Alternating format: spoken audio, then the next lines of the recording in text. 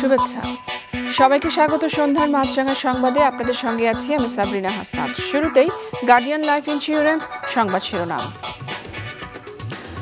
জামাত শিবিরকে নিষিদ্ধের ঘোষণা আসবে যে কোনো সময়ে। স্বরাষ্ট্রমন্ত্রী কিছুক্ষণ আগে সচিবালয়ে সাংবাদিকদের জানিয়েছেন বিষয়টি প্রক্রিয়াধীন রয়েছে, যে কোনো সময় প্রজ্ঞাপন জারি করা হবে। তিনি আরও জানান, সন্ত্রাস দমন আইনের 18 ধারা অনুযায়ী নিষিদ্ধের বিষয়টি কার্যকর করা হবে।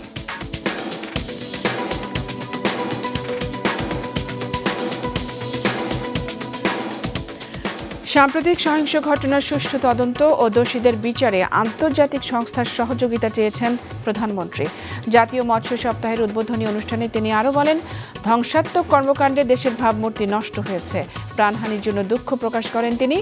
মৎস্য খাতে অবদান রাখায় 22 ব্যক্তি ও প্রতিষ্ঠানকে পদক দেন প্রধানমন্ত্রী।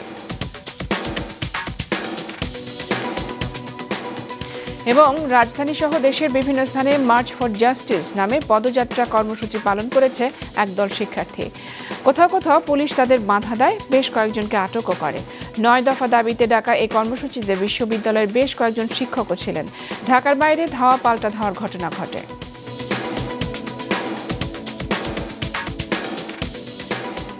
দর্শক শুনছিলেন শিরোনাম, এবারে বিস্তারিত। জামাতে ইসলামী ও ছাত্র শিবির নিষিদ্ধ হচ্ছে, যে কোনো সময় এই বিষয়ে ঘোষণা আসবে বলে জানিয়েছেন স্বরাষ্ট্রমন্ত্রী আসাদুজ্জামান খান কামাল। জামায়াতে ইসলামী ও ছাত্র শিবিরের রাজনীতি নিষিদ্ধের বিষয়ে কিছুক্ষণ আগে সচিবালয়ে কথা বলেন তিনি। জানান, সন্ত্রাস দমন আইনের 18 ধারা অনুযায়ী নিষিদ্ধের বিষয়টি কার্যকর করা হবে। বিষয়টি প্রক্রিয়াধীন রয়েছে। দলটির রাজনীতি নিষিদ্ধের ব্যাপারে সুশীল সমাজ, 14 দল ও বিভিন্ন রাজনৈতিক দলগুলোর দাবি ছিল, সেটি বাস্তবায়ন করা হচ্ছে। 14 দলের সঙ্গে মিটিং হয়েছে এবং মাননীয় প্রধানমন্ত্রী অনেকের সঙ্গেই মতামত নিয়েছেন। সবাই মাননীয় প্রধানমন্ত্রীকে এই দলটি নিষিদ্ধ করার জন্য, শুধু জামাত ইসলাম এবং শিবির এই দুই দলকে নিষিদ্ধ করার জন্যই পরামর্শ দিয়েছেন। সন্ত্রাস দমনে 18 অনুচ্ছেদের বোধহয় এইরকম একটা সুযোগ রয়েছে। আমরা বললাম তো এটা প্রক্রিয়াধীন। আমরা এই যে কোনো সময়ই কোন আইন কোন কিছুতে এগুলি সবগুলি নিয়ে কাজ চলছে। যে কোনো সময় হয়তো সিদ্ধান্ত আসলেই আমরা ঘোষণা দিই। কোটা সংস্কারের নামে সাম্প্রতিক সহিংসতার ঘটনার সুষ্ঠু তদন্ত এবং দোষীদের বিচারের স্বার্থে জাতিসংঘের মাধ্যমে আন্তর্জাতিক সংস্থার সহযোগিতা চেয়েছেন প্রধানমন্ত্রী শেখ হাসিনা। সকালে রাজধানীতে জাতীয় মৎস্য সপ্তাহের উদ্বোধনী অনুষ্ঠানে একথা বলেন তিনি। জাতীয় মৎস্য সপ্তাহের উদ্বোধন ও জাতীয় মৎস্য পদক 2024 প্রদান উপলক্ষে রাজধানীর বঙ্গবন্ধু আন্তর্জাতিক সম্মেলন কেন্দ্রে আয়োজন করা হয় এই অনুষ্ঠানের, যেখানে যোগ দেন প্রধানমন্ত্রী শেখ হাসিনা। অনুষ্ঠানটি মৎস্য খাত নির্ভর হলেও প্রধানমন্ত্রীর বক্তব্যে গুরুত্ব পায় কোটা সংস্কার আন্দোলন ঘিরে সাম্প্রতিক সহিংসতার দিকটি। আমি কোনোদিন ভাবতে পারিনি যে এই সময় এই ধরনের একটা অবস্থার সৃষ্টি হবে, আর সেখানে এতগুলি তাজা প্রাণ যাবে। কারণ স্বজন হারা বেদনা নিয়ে আমি বেঁচে আছি। আমি জানি একজন আপনজন হারালে কি কষ্ট হয়। স্থাপনা যেগুলি ধ্বংস করছে সেগুলি তো পুনর্গঠন করা যাবে, কিন্তু যে প্রাণগুলি ঝরে গেল সেগুলি তো আমরা ফিরে পাবো না। একটা ঘটনা ঘটিয়ে ঘোলাপানিতে মাছ শিকার করে দেশকে পিছনে টেনে নেওয়ার এই চক্রান্তে যারা জড়িত, সেটা আপনাদের খুঁজে বের করা উচিত। আজকে বাংলাদেশ বিশ্ব উন্নয়নের রোল মডেল, সেই মর্যাদাটাকে কেন নষ্ট করা হলো, সেটা বিচারের ভার আমি আপনাদের কাছে, দেশবাসীর কাছেই দিচ্ছি। এই ঘটনার যথাযথ তদন্ত ও বিচারের জন্য আন্তর্জাতিক সংস্থার সহযোগিতাও চান সরকার প্রধান। জুডিশিয়াল কমিটি করে দিয়ে, এবং আজকে আবার আমি নির্দেশ দিয়েছি, আমরা একজন জজ সাহেবকে দিয়ে করেছিলাম, সেখানে আমি বলেছি আরও 2জন জজ সাহেব দিয়ে আরও 2জন লোকবল বৃদ্ধি করে দিয়ে এবং তার তদন্তের পরিধি বাড়ানো। সেই সঙ্গে আমরা জাতিসংঘের কাছে আবেদন করেছি যে আমরা আন্তর্জাতিকভাবে বিভিন্ন সংস্থা আছে, বিশেষ করে বিদেশে, তাদের কাছে আমরা সহযোগিতা চাই যে এই ঘটনার যথাযথ সুষ্ঠু তদন্ত এবং যারা এর সঙ্গে দোষী তাদের সাজার ব্যবস্থা। যারা আপনজন হারিয়েছে তাদের প্রতি আমার সহমর্মিতা জানাই, কারণ আমি নিজে দেখেছি, এখনও বহু, এমনকি কালকে একটা ছোট শিশুকে পর্যন্ত দেখলাম। এটা অত্যন্ত কষ্টকর। প্রধানমন্ত্রী মৎস্য খাতের উন্নয়নে সরকারের নেয়া নানা পদক্ষেপের দিক তুলে ধরেন। এ খাতে উল্লেখযোগ্য অবদান রাখায় 22 ব্যক্তি ও প্রতিষ্ঠানকে জাতীয় মৎস্য পদকও তুলে দেন প্রধানমন্ত্রী। তিনি নিবন্ধিত 2 জেলের কাছে স্মার্ট আইডি কার্ডও বিতরণ করেন। পরে প্রধানমন্ত্রী গণভবন লেকে মাছের পোনা অবমুক্ত করেন। আনোয়ার হোসেন, মাছরাঙা সংবাদ, ঢাকা। রাজধানী সহ দেশের বিভিন্ন জায়গায় বৈষম্য বিরোধী ছাত্র আন্দোলনের ব্যানারে মার্চ ফর জাস্টিস পদযাত্রা কর্মসূচি পালন করেছে একদল শিক্ষার্থী। কোথাও কোথাও পুলিশ তাদের বাধা দেয়, বেশ কয়েকজনকে আটকও করে। রিপোর্ট করছেন হাসনাইন তানভীর। পূর্ব ঘোষিত 9 দফা দাবিতে আন্দোলনের অংশ হিসেবে মার্চ ফর জাস্টিস নামের পদযাত্রার কর্মসূচিতে অংশ নিতে বিভিন্ন কলেজ ও বিশ্ববিদ্যালয়ের একদল শিক্ষার্থী দুপুরের দিকে হাইকোর্ট এলাকায় সমবেত হওয়ার চেষ্টা করে। এ সময় অন্তত 8 শিক্ষার্থীকে আটক করে পুলিশ। আটক শিক্ষার্থীদের ছাড়িয়ে নিতে পুলিশের প্রিজন ভ্যান ও গাড়ি আটকে দাঁড়ায় শিক্ষার্থী ও কয়েকজন আইনজীবী।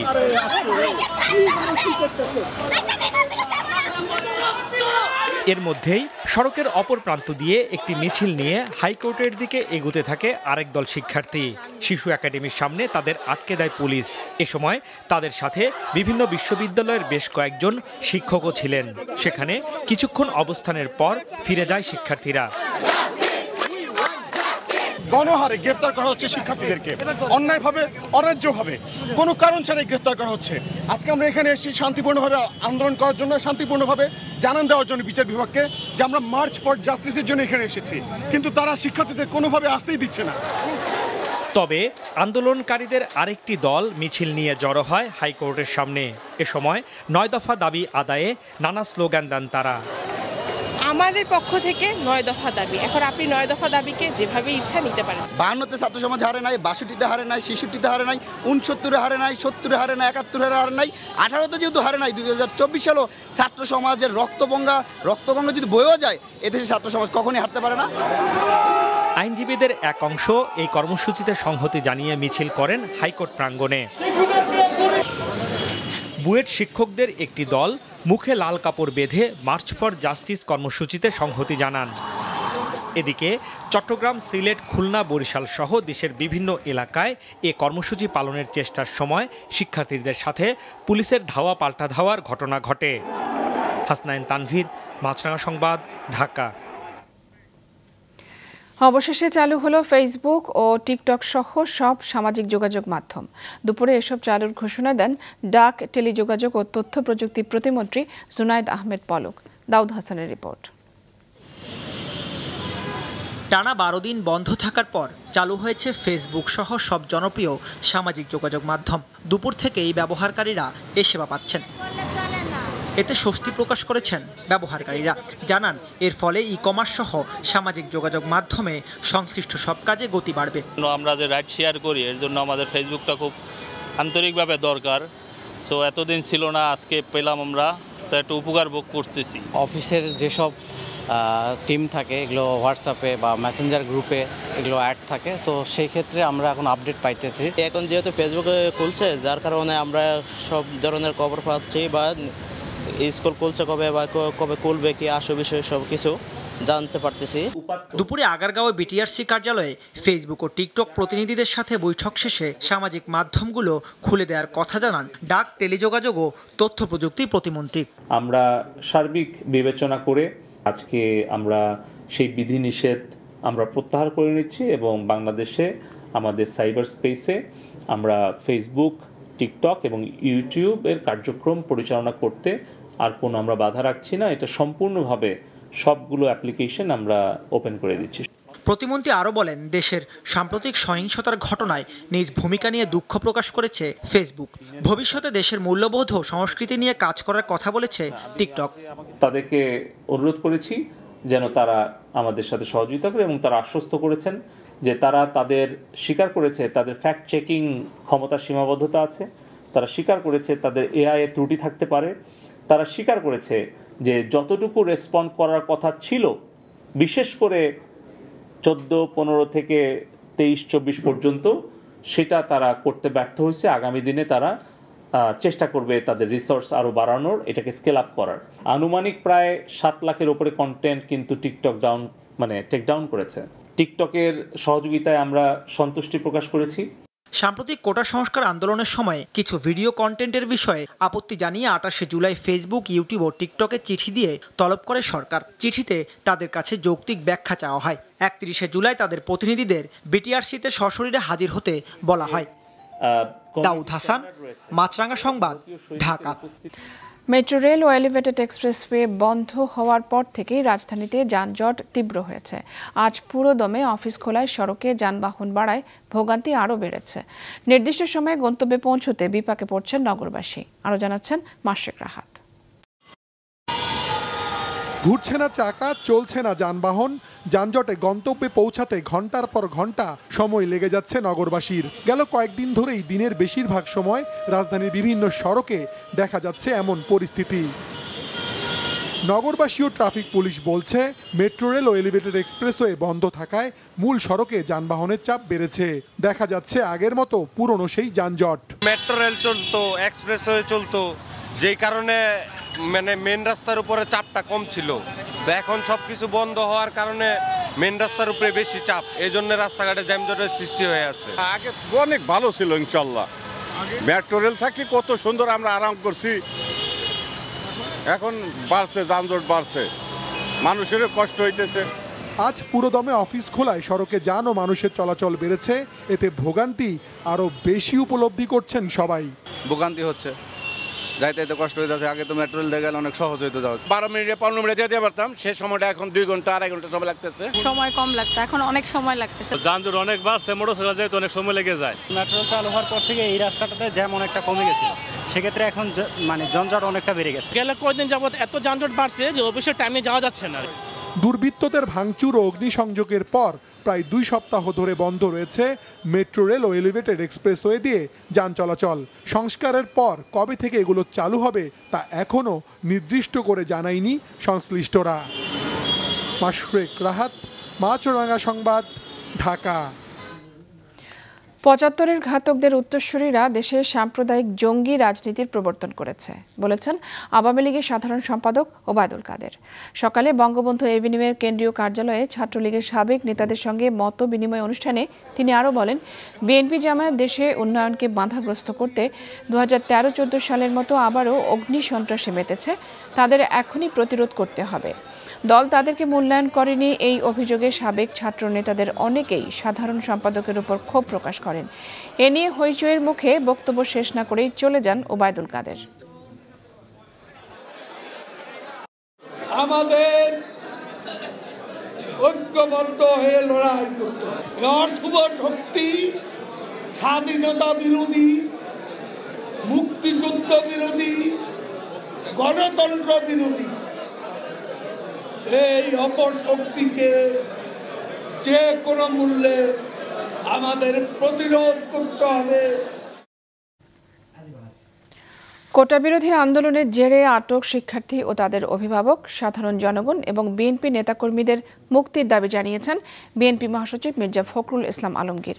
এক বিবৃতিতে তিনি এই দাবি জানান।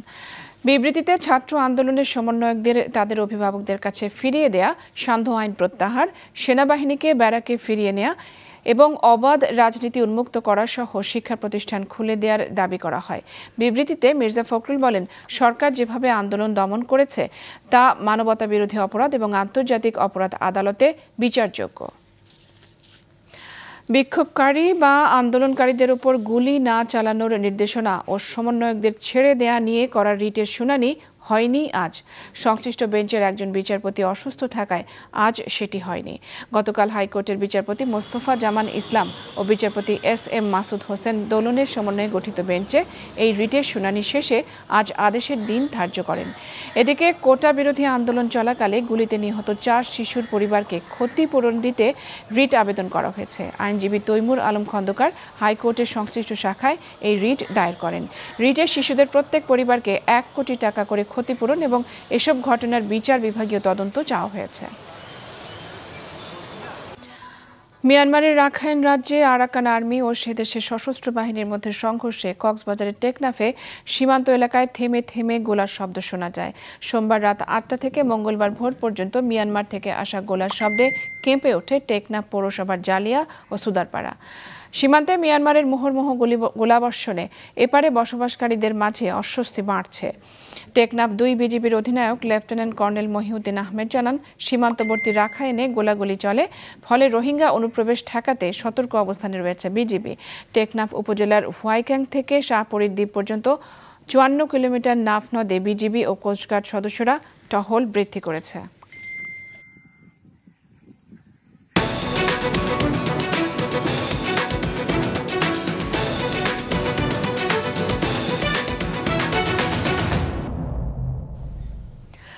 ইরানের রাজধানী তেহরানে এক হামলায় হামাসের প্রধান ইসমাইল হানিয়া নিহত হয়েছেন। হামাসের পাশাপাশি বিষয়টি নিশ্চিত করেছে ইরানের ইসলামিক রেভলিউশনারি গার্ড। এই হামলার জন্য ইসরায়েলকে দায়ী করেছে হামাস, যদিও এই বিষয়ে এখনও কিছু জানায়নি তেল আবিব। ইরানের নতুন প্রেসিডেন্ট মাসুদ পেজেশকিয়ানের অভিষেক অনুষ্ঠানে যোগ দিতে তেহরানে অবস্থান করছিলেন প্যালেস্টাইনের স্বাধীনতাকামী সশস্ত্র গোষ্ঠী হামাসের প্রধান ইসমাইল হানিয়া। গতকালের ওই অনুষ্ঠানে বেশ হাস্যোজ্জ্বলও দেখা গেছে তাকে। আজ ইরানের রাষ্ট্রীয় টেলিভিশনের খবরে বলা হয়, তেহরানে এক হামলায় নিহত হয়েছেন হানিয়া। ইরানের ইসলামিক রেভলিউশনারি গার্ড জানায়, প্রেসিডেন্টের অভিষেক অনুষ্ঠানে যোগদানের পর যে ভবনে অবস্থান করছিলেন তাতে হামলা চালানো হলে হানিয়া এবং তার এক দেহরক্ষী নিহত হয়। তবে কিভাবে হামলা চালানো হয়েছে তা জানানো হয়নি। হানিয়ার মৃত্যুর ঘটনায় শোক জানিয়ে হত্যাকাণ্ডের সুষ্ঠু তদন্তের আশ্বাস দিয়েছে তেহরান। এক বিবৃতিতে হানিয়ার মৃত্যুর বিষয়টি নিশ্চিত করে এর জন্য ইসরায়েলকে দায়ী করেছে হামাস। কাপুরুষোচিত এই হামলার উপযুক্ত জবাব দেওয়ার হুঁশিয়ারিও দিয়েছে তারা, যদিও এখন পর্যন্ত ইসরায়েলের পক্ষ থেকে হামলার বিষয়ে কিছু জানানো হয়নি।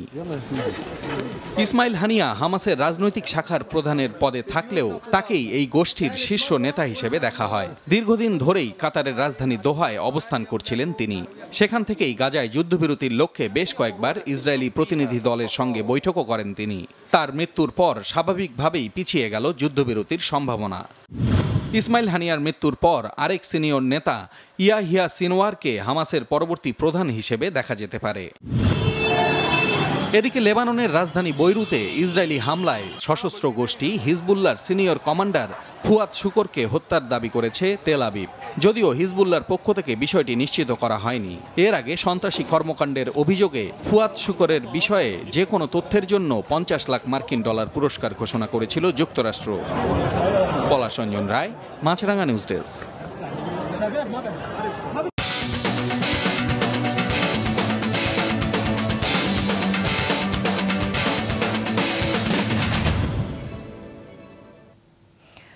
গ্লোবাল টি20তে দর্শকের সঙ্গে সাকিবের বাদানুবাদ নিয়ে বিব্রত বিসিবি। আজ একথা জানিয়েছেন ক্রিকেট অপারেশনস কমিটির চেয়ারম্যান জালাল ইউনুস। সাকিব ব্যক্তিগত ব্যাপার না, অবশ্যই ঠিক করে নাই নিশ্চয়ই, কারণ সবারই সব জায়গায় কিন্তু অবদান আছে, ঠিক আছে, এবং কেউ সাকিবের অবদান নিয়ে কিন্তু প্রশ্ন করা উচিত ছিল না। আজকে বাংলাদেশ ক্রিকেট ক্রিকেটের অবদান যদি সাকিবের কথা উঠিয়ে থাকে, যেটা আমি শুনেছি, আমি কিন্তু এটা দেখিনি, তো আমরা সবাই জানি সাকিবের অবদান কি।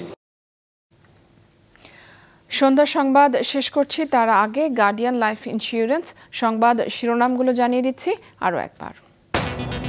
জামাত শিবিরকে নিষিদ্ধের ঘোষণা আসবে যে কোনো সময়, বিষয়টি প্রক্রিয়াধীন রয়েছে জানিয়েছেন স্বরাষ্ট্রমন্ত্রী।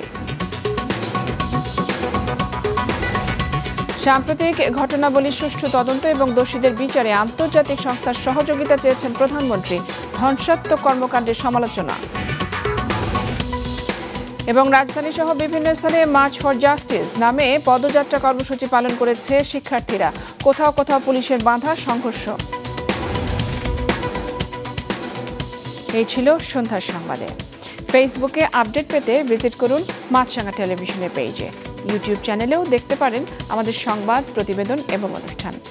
এতক্ষণ সঙ্গে থাকার জন্য ধন্যবাদ জানিয়ে আমি সাবরিনা হাসনাত শেষ করছি সন্ধ্যার মাছরাঙা সংবাদ। এই দিন এইভাবে।